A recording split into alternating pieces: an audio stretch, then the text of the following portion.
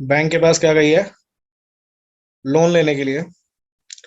मान लो कि बैंक से इसे 50 लाख रुपए का लोन लेना है, तो बैंक बिना सिक्योरिटी का लोन देगी आपको?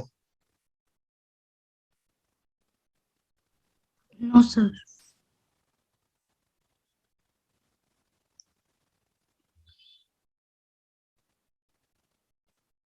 तो कंपनी ने प्राइमरी सिक्योरिटी में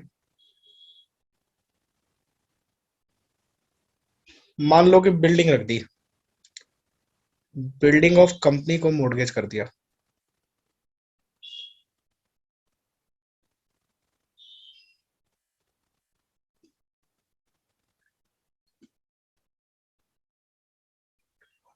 पर ये जो बैंक होती है ना, ये बड़ी खतरनाक चीज होती है। इसने कहा भाई इससे बात बनेगी नहीं, इसके कोलेट्रल में एक एक और बताओ, एक और सिक्योरिटी बताओ, इसके कोलेट्रल में और क्या रखोगे मोर्टगेज में? तो वहां पर कंपनी क्या करती है, इशू कर देती है debenture. Issue debenture on collateral basis.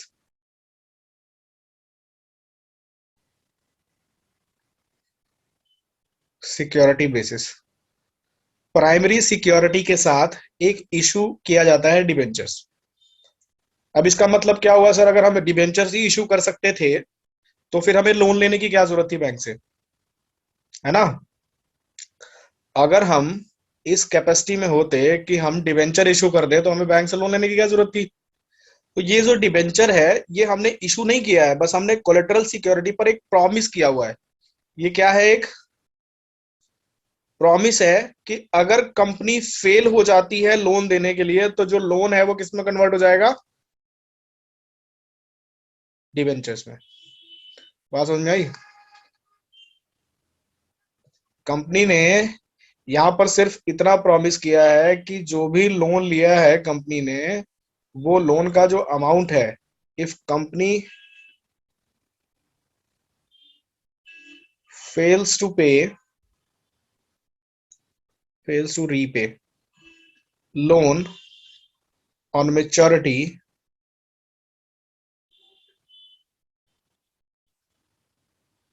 the debenture issued at collateral basis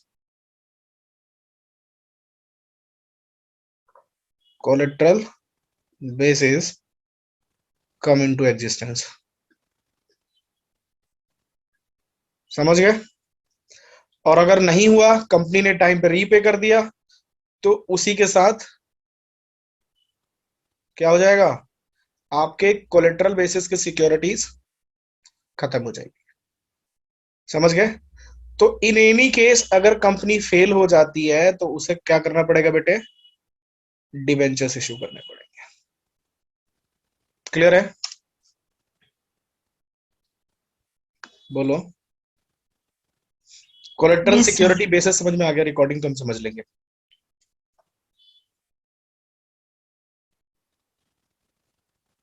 बोलो ठीक है।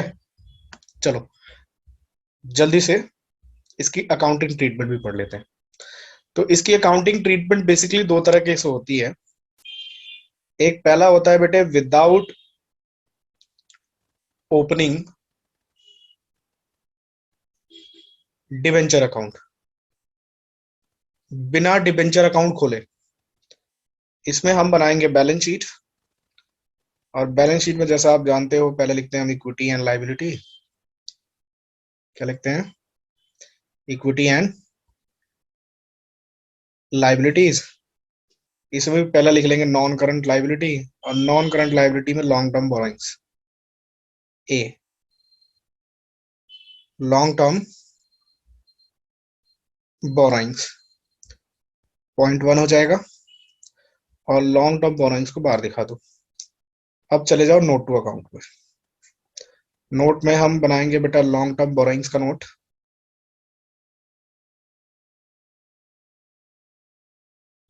और उसमें लिखेंगे bank loan.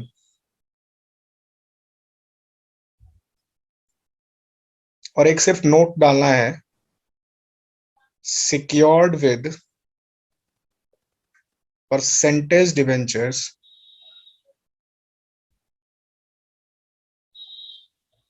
On collateral basis, that's it, काम खत्म। ठीक है, बोलो बात समझ में आ गई। अब यस दूसरा सर। तरीका है बाय ओपनिंग डिवेंचर अकाउंट, और ये बड़ा ही अच्छा तरीका है। बुक में आपके मेथड 1 मेथड 2 करके दिया हुआ है। बाय ओपनिंग डिवेंचर अकाउंट कैसे करोगे सर? देखो बेटा, पहले तो आप लोन रेज करने के लिए एक एंट्री करोगे, और ये वाली एंट्री आप यहां भी कर सकते हो, टू रेज लोन। अगर लोन रेज करने की एंट्री करोगे तो आप क्या करोगे? Bank account debit to bank loan. ठीक है, फिर आता है to issue debentures.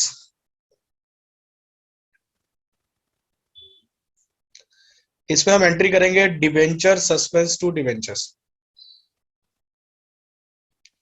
Suspense account debit to debentures. ऐसा क्यों भाई? क्योंकि सर अभी तक डिबेंचर हमारे एग्जिस्टेंस में आए नहीं है, इसीलिए सस्पेंस अकाउंट से बना रहे हैं। फिर आपको इसको बैलेंस शीट में प्रेजेंट भी करना पड़ेगा, तो वही पहला, इक्विटी एंड लाइबिलिटी,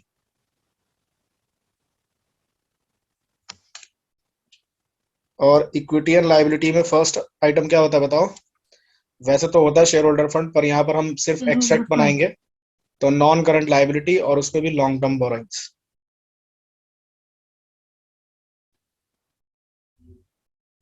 ठीक है बेटा, ये नोट 1 जो भी अमाउंट आ जाएगा।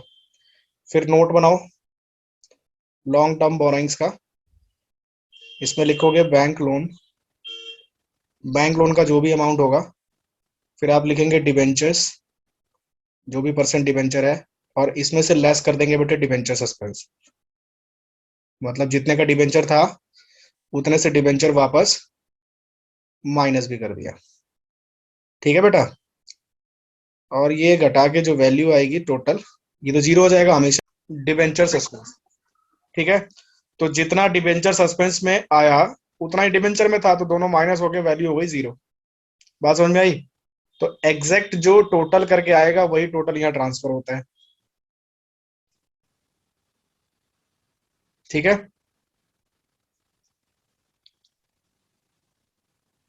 बोलो। Yes sir. सर अगर कंपनी ने पहले से डिबेंचर इशू कर रखे हैं तो फिर ये डिबेंचर सस्पेंस माइनस करके जो अमाउंट आएगा वो ऐड करना है, माइनस करना है। क्या?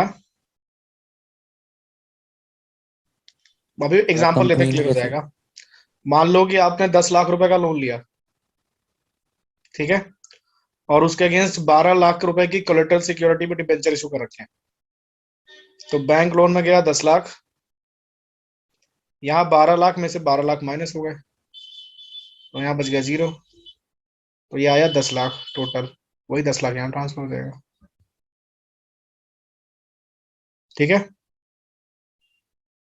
सर मैं कह रहा हूँ जैसे ये डिबेंचर वाला अमाउंट वही है ना जो बैलेंस शीट में होगा। बैलेंस शीट में डिबेंचर जा कहाँ रहा है? बैलेंस शीट तक तो पहुंच ही नहीं रहा, वो नोट में ही खत्म हो जा रहा है, ये जीरो हो गया ना यहाँ पे। एक मिनट रुक, एक एग्जांपल लेता हूँ फिर बात करते हैं। ठीक है, यस सर। देख,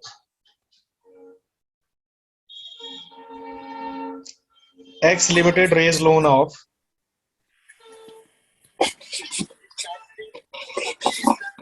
5 lakh from Punjab National Bank, from Punjab National Bank, along with the primary security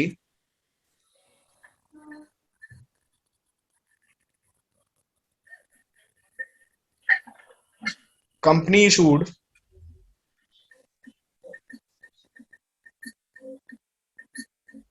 10,000 12% debentures of rupees 50 each on collateral basis.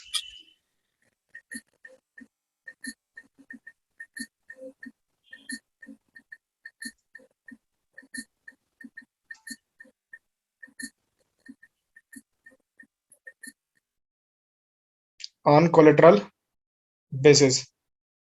Record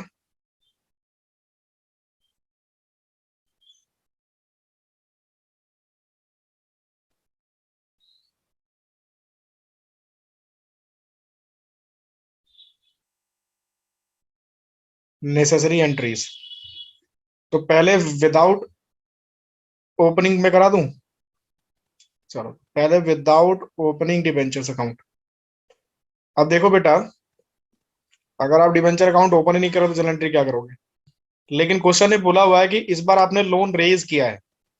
अगर डायरेक्ट इशू की बात करता तो फिर हम लोन रेज की एंट्री नहीं करते, लेकिन क्वेश्चन कह रहा है कि सर उसने लोन रेज किया है तो लोन रेज करने की एंट्री हम कर देते हैं। क्या करेंगे बेटा? Bank account bank to debit bank to bank loan. Otherwise question जब भी ऐसा पूछेगा ना तो show the presentation in balance sheet, that's it. कि बैलेंस शीट के अंदर प्रेजेंटेशन दिखाओ। हमें कोई मतलब नहीं है कि आपने लोन लिया है कि नहीं लिया है, कि लिया है तो एंट्री की है कि नहीं की है। तो हम भी बेटा सीधा बैलेंस शीट में प्रेजेंटेशन करके दिखा देते हैं। अब चूंकि यहाँ पर प्रॉब्लम ये है कि उसने लोन रेज किया था तो लोन की एंट्री भी कर देते हैं, क्या दिक्कत है हमारे को, क्या फर्क पड़ जाएगा उस बात से। तो एक बनानी है बैलेंस शीट, और बैलेंस शीट का फॉर्मेट मुझे लगता है आपको पता है। लगता है क्या, फर्स्ट टर्म से पढ़ते आ रहे हो।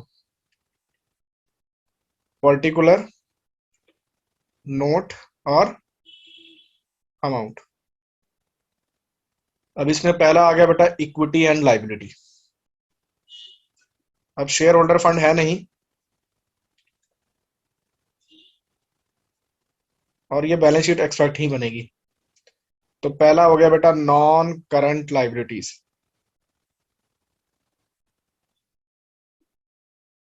और इसमें भी पहला हो गया लॉन्ग टर्म बोरोइंग्स।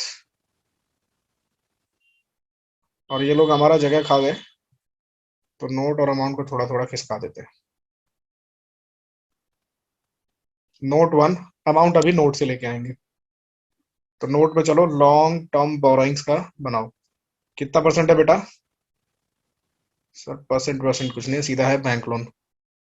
तो बैंक लोन लिख लिया हमने 5 लाख रुपए का, और साथ में एक नोट डाल देना है secured with 10,000 12% debentures of rupees 50 each on collateral basis।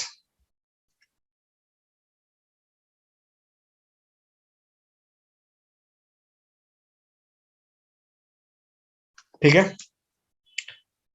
यही 5 लाख रुपए यहां कर लेंगे हम ट्रांसफर। बोलो बात ठीक है। अगर बेटा बाय ओपनिंग डिबेंचर्स अकाउंट करना होता तो कैसे करते? तो फिर कहानी में आ जाता है ट्विस्ट। अब हमें 2 जनरल एंट्री करनी पड़ती। कौन कौन सी सर? एक तो लोन रेज करने के लिए करोगे।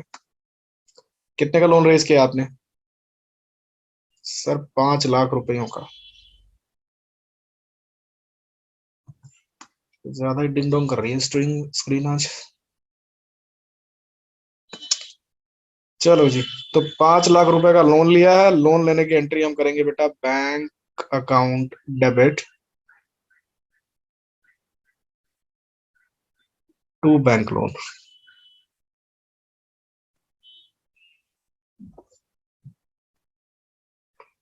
5 लाख 5 लाख, है ना।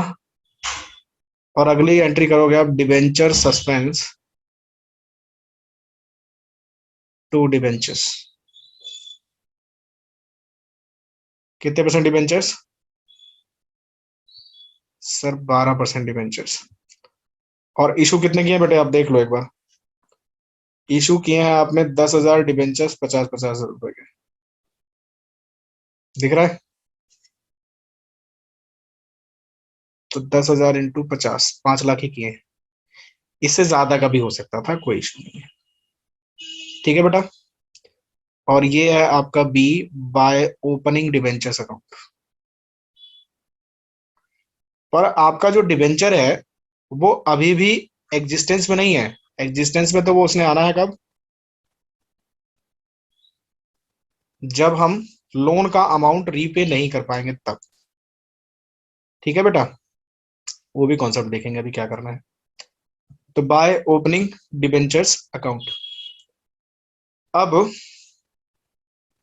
बनाएंगे हम बैलेंस शीट, क्योंकि बैलेंस शीट में प्रेजेंट करना बहुत इंपॉर्टेंट है।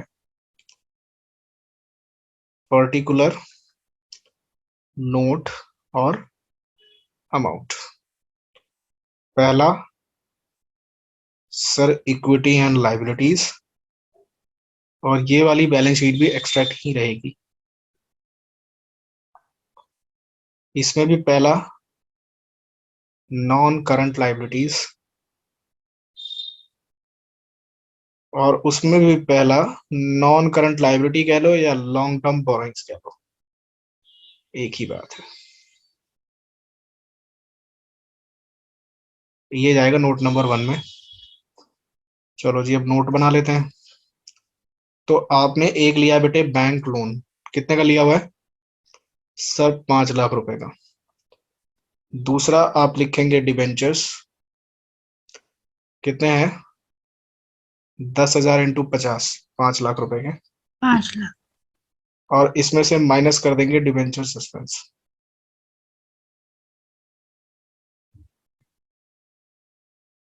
5 लाख। तो 5 लाख में से 5 लाख गए तो क्या बचा? अंडा। 0। लॉन्ग टर्म बोरोइंग्स में और कुछ है नहीं, तो टोटल करके 5 लाख ही हो गए। ये 5 लाख रुपए यहाँ ट्रांसफर कर लो। ठीक है, बोलो। Yes sir. चल आगे बढ़ते हैं। समझ में आ गई बात?